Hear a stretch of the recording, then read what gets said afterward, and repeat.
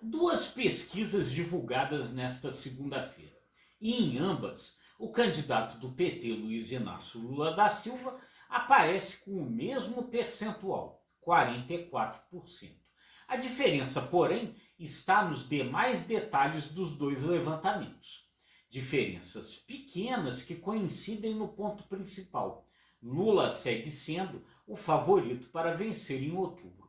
Da pesquisa divulgada pelo Instituto FSB para o BTG Pactual, Lula teve um avanço de 3 pontos percentuais com relação à rodada anterior.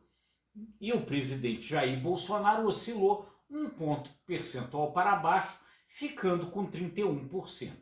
De todos os candidatos, Lula foi o único a crescer para além da margem de erro da pesquisa, que é de 2 pontos percentuais. Já no caso da pesquisa feita pelo Instituto IPESP para XP Investimentos, o percentual de 44% para Lula representa uma queda de 1 ponto percentual com relação à rodada anterior. E no caso, Bolsonaro aparece com 35%, 1 ponto acima do que tinha antes. No caso do IPESP, as duas oscilações foram abaixo da margem de erro da pesquisa. Apesar da diferença, em uma pesquisa Lula cresce, na outra diminui um pouco a distância dele para Bolsonaro, há pontos em comum nos dois levantamentos.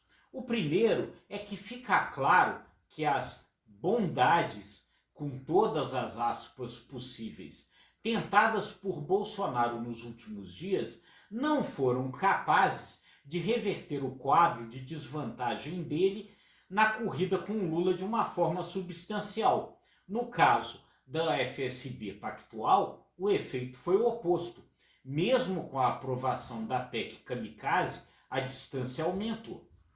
A maioria do eleitorado brasileiro, 54%, já percebeu a redução no preço dos combustíveis, ficou sabendo da aprovação da PEC emergencial e aprova o aumento do Auxílio Brasil para R$ 600 e do Vale Gás para R$ 120, além da criação do Vale Diesel para os caminhoneiros. Mas essas medidas, promovidas pelo governo e aprovadas pelo Congresso Nacional, ainda não foram suficientes para mexer com o quadro eleitoral e também não mudaram a forma como a população avalia o Executivo Federal, escreve o diretor da FSB, Marcelo Tokarski, no relatório da pesquisa. No caso da XP e PESP, a oscilação que reduz um pouco a vantagem de Lula até poderia estar relacionada à aprovação da PEC e suas benesses, de novo, com todas as aspas possíveis. Mas o diretor do IPESP, Antônio Lavareda, observa que no ritmo em que vai, essa aproximação de Bolsonaro não seria capaz de reverter a desvantagem nos 69 dias que temos até a data do primeiro turno. A atual distância entre eles é a menor desde junho do ano passado.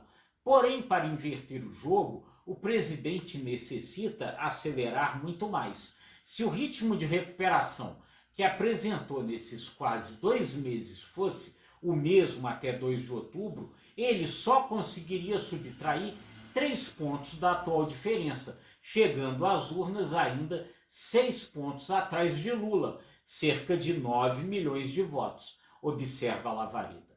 Lavareda aponta que especialmente a vantagem de Lula sustenta-se por conta do seu desempenho em 3 segmentos da sociedade, entre os jovens, entre as mulheres e entre os mais pobres. E eis aí um ponto de contato entre as duas pesquisas. As benesses tentadas por Bolsonaro não encontraram eco justamente entre os seus destinatários.